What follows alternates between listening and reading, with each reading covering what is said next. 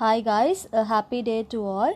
இன்னைக்கு வீடியோவில் நம்ம பார்க்க போகிறது 11th Standard Commerce Unit 5 Social Responsibilities of Business and Business Ethics Chapter 18 Business Ethics and Corporate Governance. So chapter 18க்கு already ஒரு வீடியோ போட்டிருக்கேன் பிஸ்னஸ் எத்திக்ஸ் பற்றி. இன்னும் நீங்கள் அந்த வீடியோ பார்க்கல அப்படின்னா லிங்க் வந்து டிஸ்கிரிப்ஷனில் இருக்குது, அந்த வீடியோ வந்து பார்த்துடுங்க. இன்றைக்கி நம்ம பார்க்க போகிறது corporate governance. So corporate governance அப்படின்னா என்ன? ஃபர்ஸ்ட் கார்ப்பரேட்னா என்ன அப்படின்னா பெரு நிறுவனங்கள், அதை வந்து நம்ம கார்ப்பரேட் அப்படின்னு சொல்கிறோம். பெரிய பெரிய பிஸ்னஸ் பண்ணுறவங்கள இந்த லார்ஜ் இண்டஸ்ட்ரீஸை நம்ம கார்ப்பரேட் அப்படின்னு சொல்கிறோம். கவர்னன்ஸ் அப்படின்னா ஆளுகை, கட்டுப்பாட்டில் வச்சுக்கிறது, இது வந்து கவர்னன்ஸ். ஸோ ஒரு கார்ப்பரேட் கவர்னன்ஸ் அப்படின்னா என்ன அப்படின்னா நிறைய ஸ்மால் இண்டஸ்ட்ரீஸ் பிஸ்னஸ் பண்ணுறவங்கள ஒரு கண்ட்ரோல் அண்ட் அவங்களுக்கு ஒரு டைரக்ஷன் சொல்கிற அந்த ப்ராசஸை நம்ம கார்ப்பரேட் கவர்னன்ஸ் அப்படின்னு சொல்கிறோம். So the proper governance of companies will become as crucial to the world economy as the proper governing of a country. இந்த டெஃபினிஷன் யார் சொல்லியிருக்கா அப்படின்னா James Wolfensohn, president of world bank 1999. So இவர் தான் இந்த definition கொடுத்துருக்காரு. ஸோ ஒரு corporate governance எப்படி இருக்கணும் அப்படின்னா எப்படி இருக்கும் அப்படின்னா as crucial to the world economy as the proper governing of the country. So ஒரு கண்ட்ரியை ஒரு கவர்மெண்ட் எப்படி வந்து ப்ராப்பராக கவர்ன் பண்ணுது, கவனிச்சிக்குது, டைரக்ட் பண்ணுது, கண்ட்ரோல் பண்ணுதோ அந்த மாதிரி பிஸ்னஸ் வேர்ல்டில் இந்த கார்ப்பரேட் கவர்னன்ஸ் ரொம்ப முக்கியத்துவம் வாய்ந்த ஒன்று அப்படின்னு சொல்கிறாங்க. க்ரூஷியல் அப்படின்னா முக்கியமான ஒரு விஷயம். ஸோ கார்ப்பரேட் கவர்னன்ஸுன்றது பிஸ்னஸ் வேர்ல்டில் எல்லா பிஸ்னஸையும் எப்படி நடத்துறது, அதை எப்படி டைரக்ட் பண்ணுறது, எப்படி கண்ட்ரோலுக்கு கொண்டு வர்றது, எப்படி கட்டுப்பாட்டில் வச்சுருக்கிறது, எப்படி அதை ஆளுகை செய்கிறது அப்படின்ற ப்ராசஸ் தான் இந்த corporate governance. So meaning of corporate governance. Corporate governance is a system by which business are directed and controlled in the best interest of all stakeholders. So ஸ்டேக்ஹோல்டர்ஸ்னால் யார் அப்படின்னு ஆல்ரெடி சொல்லியிருக்கேன். the people who involved in the business, owner, share holders, employees, customers எல்லாருமே வந்து stack holders தான். So இவங்களோட best interest அதை base பண்ணி ஒரு பிஸ்னஸை டைரக்ட் அண்ட் கண்ட்ரோல் பண்ணுற அந்த சிஸ்டம் தான் வந்து யார் அப்படின்னா இந்த corporate governance. Corporate governance lays emphasis on the ethics, fair business practices, transparency, disclosure and conduct of business for the benefit of all stakeholders. So corporate governance என்ன பண்ணுறாங்க அப்படின்னா முக்கியத்துவத்தை வந்து அளிக்கிறாங்க. லேஸ் எம்ஃபசிஸ் அப்படின்னா முக்கியத்துவம் அளிக்கிறது அப்படின்னு அர்த்தம். எதில் அப்படின்னா எத்திக்ஸ், பிஸ்னஸோட எத்திக்ஸ். ஃபேர் பிஸ்னஸ் ப்ராக்டிசஸ், எந்த மாதிரி பிஸ்னஸை நம்ம ப்ராக்டிஸ் பண்ணணும். டிரான்ஸ்பரன்சி, வெளிப்படையாக எப்படி பிஸ்னஸை நம்ம வச்சுக்கிறது. Disclosure and conduct of business, எப்படி அந்த பிஸ்னஸை உடைய நடத்தையை வந்து எப்படி நம்ம வந்து கொண்டு போகிறது, நடைமுறை எப்படி இருக்கணும் அப்படின்ற எல்லாத்தையும் வந்து முக்கியத்துவத்தை வந்து சொல்கிற ஒரு விஷயமாக இந்த கார்ப்பரேட் கவர்னன்ஸ் இருக்குது. For the benefit of the stack holders. Stake ஹோல்டர்ஸ்னால் யார் அப்படின்னா இந்த பிஸ்னஸில் இருக்க பீப்புள்ஸ், அவங்களோட பெனிஃபிட்காக. Corporate governance specify the rights and liabilities of different group of people like the chief executive, directors of the board, managers of different department and stakeholders. So இவங்க வந்து ஸ்பெசிஃபிக்காக இந்த பர்சனுக்கு இந்த ரைட்ஸ் இருக்குது, இந்த லயபிலிட்டி இருக்குது. ரைட்ஸ்னால் பொறுப்புகள், உரிமைகள் அப்படின்னு சொல்லலாம். லயபிலிட்டினா பொறுப்புகள், இவங்களுக்கு இந்த பொறுப்பு இருக்குது அப்படின்னு சொல்கிற அந்த விஷயத்தை கார்ப்பரேட் கவர்னன்ஸை ஸ்பெசிஃபிக்காக வந்து சொல்கிறாங்க. For all the stack holders, managers, department head, chief executive, directors எல்லாருக்குமே வந்து சொல்கிறது இந்த கார்ப்பரேட் கவர்னன்ஸ் தான். This helps to provide the structure through which the objective of a company formulated and their performance is monitored. So இது என்ன help பண்ணுது அப்படின்னா கம்பெனியோட ஆப்ஜெக்டிவ் என்ன, நோக்கங்கள் என்ன அப்படின்றத ஃபார்முலேட் பண்ணுறதும் அண்ட் அந்த பெர்ஃபார்மன்ஸை மானிட்டர் பண்ணுறதுக்கும் இந்த கார்ப்பரேட் கவர்னன்ஸ் வந்து ஹெல்ப் பண்ணுது. Corporate governance maintains balance among individual goal, economic goal, societal goal, social goal. So இந்த எல்லா கோல்ஸையும் வந்துட்டு பேலன்ஸ்டாக வச்சுக்கிறதுக்கு corporate governance help பண்ணுது. For example, companies like Infosys, Wipro, Reliance, Hindustan Unilever Limited have implemented corporate governance code which ensures ethical and efficient code leading to their development.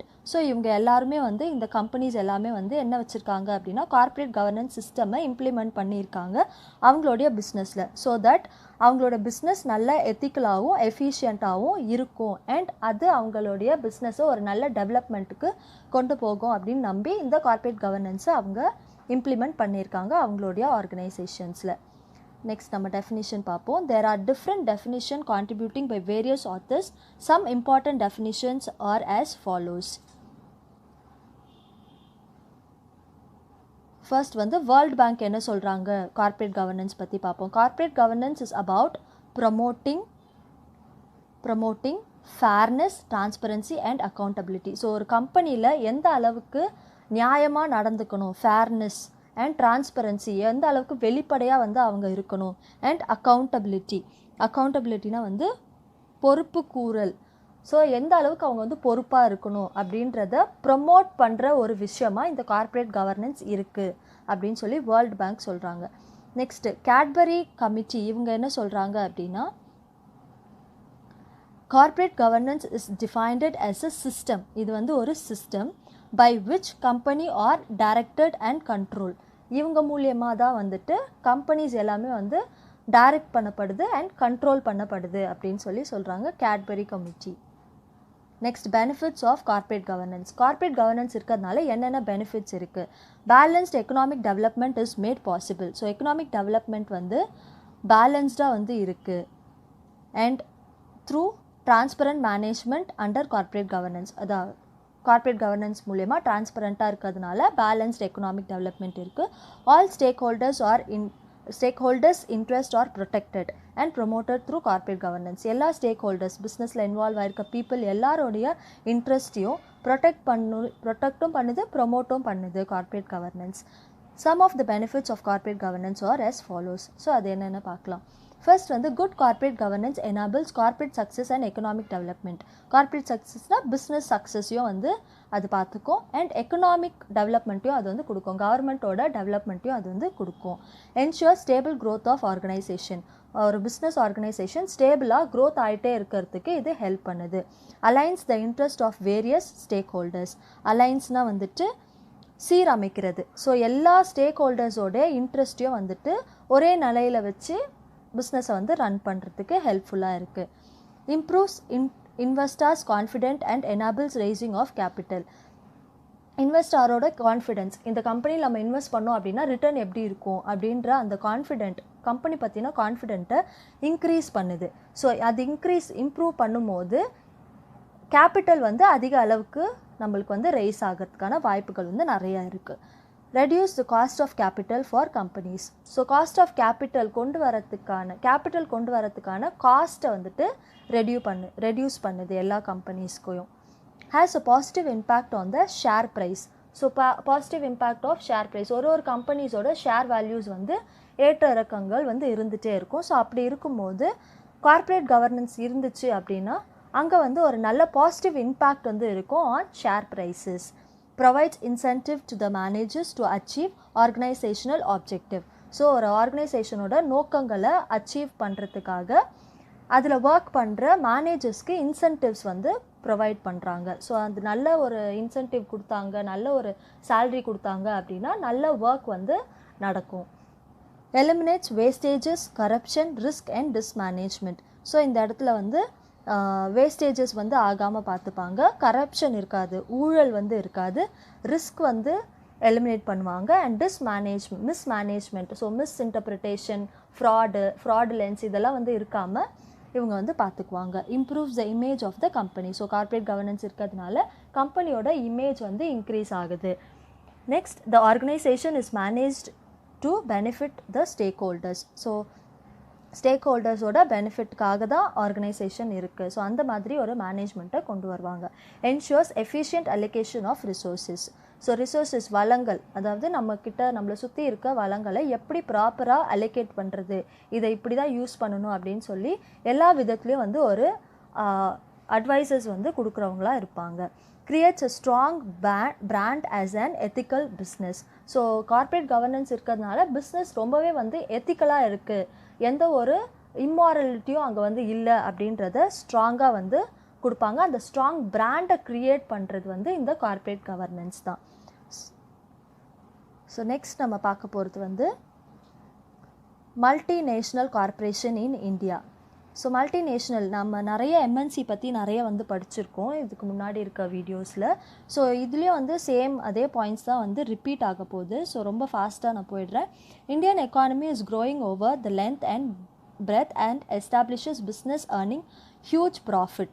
Companies have grown in their size, capital and number of employees, competing with different countries' company. The concept of multinational corporation has gained significance over a period of time as it has its business globally in different countries. So multinational corporation MNC na enna, நிறைய கண்ட்ரீஸில் business பண்ணுறது தான் வந்து எம்என்சியோட Moto. So இப்போ வந்து என்ன ஆயிருக்கு அப்படின்னா, எக்கானமி வந்து க்ரோத் ஆகிருக்கு.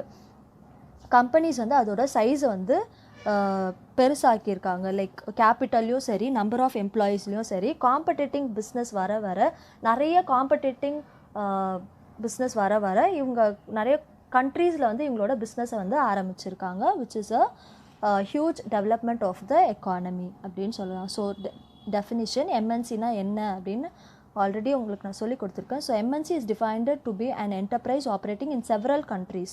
நிறைய கண்ட்ரீஸில் அவங்களோட கம்பெனிஸ் இருக்கும், but manage from one country. ஆனால் அதோட ஹெட் குவார்ட்டர்ஸ் அது வந்து ஒரு கண்ட்ரியில் தான் இருக்கும். அந்த ஃபர்ஸ்ட் ஆரம்பிக்கிற அந்த கண்ட்ரி அது வந்து நம்ம ஹோம் கண்ட்ரி அப்படின்னு சொல்லுவோம். எங்கே வந்து ஹெட் குவார்ட்டர்ஸ் இருக்குது, எங்கே from which country it is operated, அது வந்து ஹோம் கண்ட்ரி.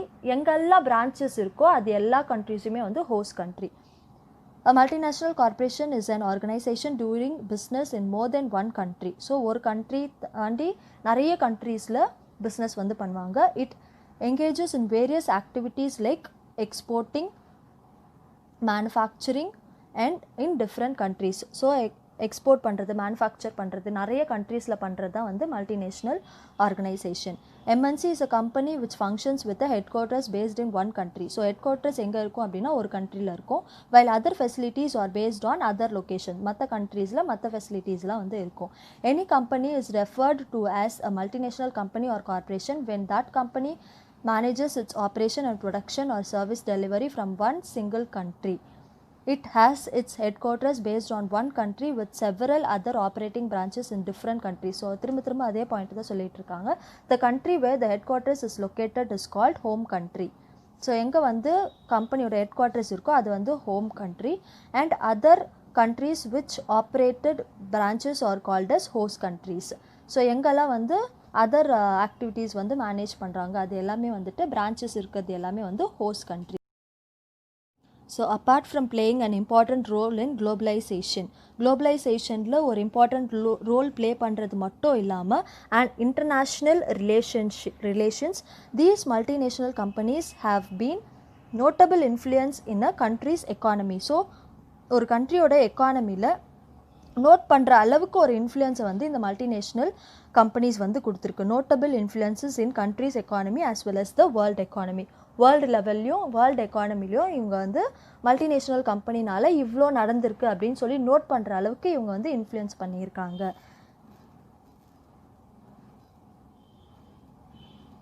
ஸோ நெக்ஸ்ட் வந்துட்டு budgets of some MNCs are so high that at times they even exceed GDP of nation. So இவங்களுடைய பட்ஜெட் எம்என்சிஸோட பட்ஜெட் வந்து ஒரு நேஷனோட ஜிடிபியை தாண்டி கூட சில டைமில் வந்து போயிருக்கு அப்படின்னு சொல்கிறாங்க. ஸோ ஃபீச்சர்ஸ் ஆஃப் எம்என்சிஸ் பார்க்கலாம்.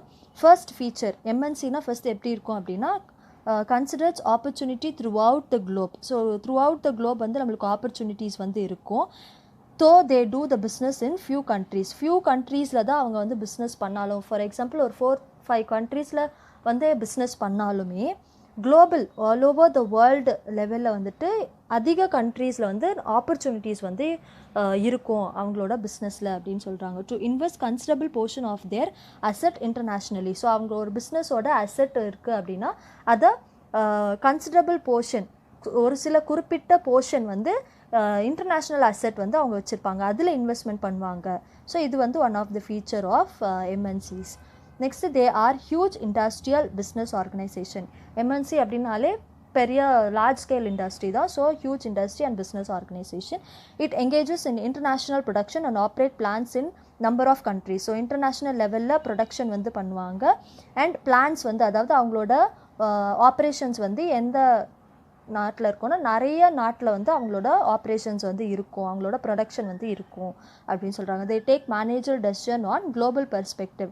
ஸோ ஒரு கண்ட்ரியோட பெர்ஸ்பெக்டிவ், ஒரு கண்ட்ரியோட விஷயத்தை மட்டும் பார்க்காம குளோபல் லெவலில் இந்த ப்ராடக்ட் வந்து எவ்வளோ ரீச் ஆகும், எவ்வளோ மக்களுக்கு வந்து தேவைப்படும் அப்படின்ற குளோபல் பெர்ஸ்பெக்டிவில் அதோட எக்கானமி எப்படி டெவலப் ஆகும், அங்கே எப்படி டேக்ஸ் பே பண்ணுறது அப்படின்னு எல்லா விஷயத்தையும் வந்துட்டு குளோபல் பெர்ஸ்பெக்டிவில் பார்த்து என்ன பண்ணுவாங்க அப்படின்னா மேனேஜரல் டெசிஷன்ஸ் வந்து இவங்க எடுப்பாங்க. They produce in one or few countries and sell them in most of the country. ஒரு 2 கண்ட்ரியில் ப்ரொடக்ஷன் பண்ணாலுமே நிறைய கண்ட்ரியில் வந்து சேல் பண்ணுவாங்க. இதுதான் வந்து MNC. Their international operations are integrated into corporations overall business. So அவங்களோட இன்டர்நேஷ்னல் ஆப்ரேஷன் எப்படி இருக்கும் அப்படின்னா ஓவரால் பிஸ்னஸ் கார்பரேஷன் கூட இன்டகிரேட் பண்ணியிருப்பாங்க, ஒருங்கிணைந்து இருப்பாங்க அப்படின்னு சொல்கிறாங்க. Why MNC in India. இந்தியாவில் எதுக்கு எம்என்சி வந்து ஃபஸ்ட்டு தேவை அப்படின்னா எதுக்காக இருக்குது அப்படின்னு பார்த்தோம் அப்படின்னா இந்தியா ஹேஸ் ஹியூஜ் மார்க்கெட். நம்மக்கிட்ட தான் வந்து பெரிய பிஸ்னஸ் மார்க்கெட்ஸ் வந்து இருக்குது எக்கானமி வைஸ் பார்க்கும்போது. It is one of the fastest growing economy in the world. உலகத்திலே வந்து நம்ம அதிகமாக வேகமாக வளர்ச்சி அடையக்கூடிய ஒரு நாடாக வந்து நம்ம இருக்கோம். Favourable policy of the government towards FDI. So foreign direct இன்வெஸ்ட்மெண்ட்டில் நம்மளுக்கு வந்து ஃபேவரபிள் பாலிசிஸ் கவர்மெண்ட்டே வந்துட்டு நிறைய ஃபேவரிசம் வந்து ஃபாரின் டைரக்ட் இன்வெஸ்ட்மெண்ட்டுக்கு கொடுத்துருக்காங்க. ஸோ அந்த மாதிரி ஃபேவரபிள் பாலிசிஸ் கவர்மெண்ட் கொடுக்கறதுனால எம்என்சி வந்து இங்கே இந்தியாவில் நிறைய இருக்குது. Financial liberalisation of the country after 1999. Financial லிபரலைசேஷன்னா நிறைய கடன் கொடுக்கறது, லோன் கொடுக்கறது, இந்த மாதிரி நிறைய லிபரலைசேஷன் வந்து இங்கே இருக்குது. ஸோ அதனால வந்துட்டு என்ன பண்ணுறாங்க அப்படின்னா எம்என்சி வந்து நிறைய இங்கே இருக்கிறதுக்கான வாய்ப்புகள் வந்து நிறைய இருந்துகிட்ருக்கு. ஸோ ஃபினான்ஷியல் லிபரேஷன் ரொம்ப ரெஸ்ட்ரிக்ஷன்ஸ்லாம் வந்து இருக்காது. Government engages and makes continuous effort to attract foreign investment by relaxing policy. So நம்ம கவர்மெண்ட்டுக்கு வந்து நிறைய ஃபாரின் இன்வெஸ்ட்மெண்ட் வேணும் அப்படின்றது வந்து ஒரு கண்டினியூஸ் எஃபர்ட்டாக எடுத்து நிறைய ரிலாக்ஸேஷன் பாலிசிலாம் வந்துட்டு அவங்களுக்கு ஏற்ற மாதிரி நம்ம மாற்றிக்கிறது. சரி நீங்கள் இன்னும் சொன்னாலும் நாங்கள் கேட்குறோம் எங்களுக்கு வந்து ஃபாரின் இன்வெஸ்ட்மெண்ட் வேணும் அப்படின்ற அந்த கவர்மெண்ட் ரிலாக்ஸேஷன் பாலிசிஸ் ரிலாக்ஸேஷன் கொடுக்கறதுனால நிறைய எம்என்சிஸ் வந்து இந்தியாவில் வந்து இருக்குது.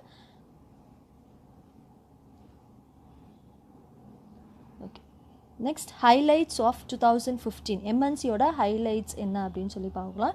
India ranks 10th in the world in factory output. So நம்ம தான் வந்து வேர்ல்டு லெவலில் வந்துட்டு 10th இருக்கும் ஃபேக்ட்ரி அவுட்புட் கொடுக்குறது. ஸோ நம்மக்கிட்ட தான் நிறைய மேனுஃபேக்சரிங் யூனிட்ஸ் வந்து இருக்குது. நான் இப்போ கூட வந்து கோவிட் மெடிசன் கண்டுபிடிக்கிறதுக்கு நிறைய கண்ட்ரீஸ் வந்து முன் வந்துட்டுருக்காங்க, கண்டுபிடிச்சிட்ருக்காங்க. ஆனால் அவங்க what ever medicine they create அதை வந்து அவங்க இன்னோவேட் பண்ணால் கூட ப்ரொடக்ஷனுக்கு வந்து நம்மக்கிட்ட தான் வரணும் அப்படின்ற ஒரு ஸ்டேஜ் வந்து நம்மக்கிட்ட இருக்குது. ஏன்னா நம்மக்கிட்ட தான் வந்து மேனுஃபேக்சரிங் யூனிட்ஸ் வந்து நிறையா இருக்குது. The manufacturing sector accounts for 27.6% of GDP gross domestic product. Privatisation of certain public sector industry. நிறைய பப்ளிக் செக்டார் இண்டஸ்ட்ரி ப்ரைவேட்டாக வந்து மாறிடுச்சு. Liberalisation also attract MNCs and encourages local entrepreneurs. So liberalisation நிறைய ரெஸ்ட்ரிக்ஷன்ஸ்லாம் இருக்காது, நிறைய லிபரலைசேஷன் கொடுக்கறது எம்என்சியை வந்து அட்ராக்ட் பண்ணியிருக்கு அண்ட் என்கரேஜ் லோக்கல் ஆண்டர்ப்ரோனர்ஸை என்கரேஜ் பண்ணுது. India stands 15th in service output. So நான் சர்வீஸ் கொடுக்கறதுல சர்வீஸ் அவுட்புட் இந்த sense doctors, next hotel, restaurants இதிலலாம் வந்து சர்வீஸ் அவுட்புட் வந்து இந்தியா ஸ்டாண்ட்ஸ் 15th பொசிஷனில் வந்து இருக்குது. Increased demand from foreign consumer for Indian products and service. So foreign கன்சியூமருக்கு இந்தியன் ப்ராடக்ட் மேலே நிறைய டிமாண்ட் வந்து இருக்குது, நிறைய வந்து அவங்க வந்து ப்ரிஃபர் பண்ணுறாங்க இந்தியன் ப்ராடக்ட்ஸை. India has an extensive network of undersea fiber optic cables leading to India becoming the center for outsourcing of business process. So அவுட்சோர்சிங்னா என்னன்னு சொல்லி நம்ம பார்த்தோம். ஸோ அப்படி அவுட்சோர்சிங் பார்க்கும்போது அந்த லெவலில் இந்தியா வந்து ஒரு பெரிய லெவலில் வந்து அவுட் சோர்சிங் பிஸ்னஸ் பண்ணுறதுக்கான சென்டர் பிளேஸாக வந்து இந்தியா இருந்துகிட்ருக்கு. India has become big employment generator especially amongst young graduates. So இந்தியாவில் வந்து நிறைய எம்ப்ளாய்மெண்ட் ஆப்பர்ச்சுனிட்டிஸ் வந்து இருக்குது. எஸ்பெஷலாக பார்த்தோம் அப்படின்னா யங் கிராஜுவேட்ஸ்க்கு நிறைய ஆப்பர்ச்சுனிட்டிஸ் வந்து இந்தியாவில் இருக்குது. India has witnessed sustained economic development as envisioned by our forefathers. So நம்மளோட முன்னோர்கள் சொன்ன மாதிரி இந்தியா வந்து ரொம்ப சஸ்டெயின்டு ஒரு எக்கனாமிக் க்ரோத் வந்து கொடுத்துட்டே இருக்குது அதோட வளர்ச்சியில். Top MNCs in India. So இந்தியாவில் தான் வந்து நிறைய எம்என்சிஸ் வந்து இருக்குது, டாப் எம்என்சிஸ் வந்து இருக்குது.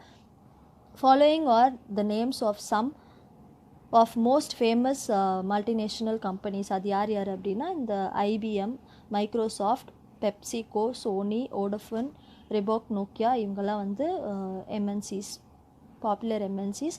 The entry of MNC into India have proved quite beneficial for the growth and development of Indian economy. So MNC வந்ததுக்கப்புறம் இந்தியாவில் வந்து நிறைய வந்து டெவலப்மெண்ட் வந்து நடந்திருக்கு அண்ட் எம்ப்ளாய்மெண்ட் ஆப்பர்ச்சுனிட்டி வந்து நிறைய வந்து வந்திருக்கு ஃபார் த யங் ஜென்ரேஷனுக்கு நிறையவே வந்து எம்ப்ளாய்மெண்ட் ஆப்பர்ச்சுனிட்டிஸ் வந்து கிடச்சிருக்கு. ஸோ இதுதான் வந்து நம்ம இன்றைக்கி வீடியோவில் பார்த்த corporate governance and multinational corporation in India.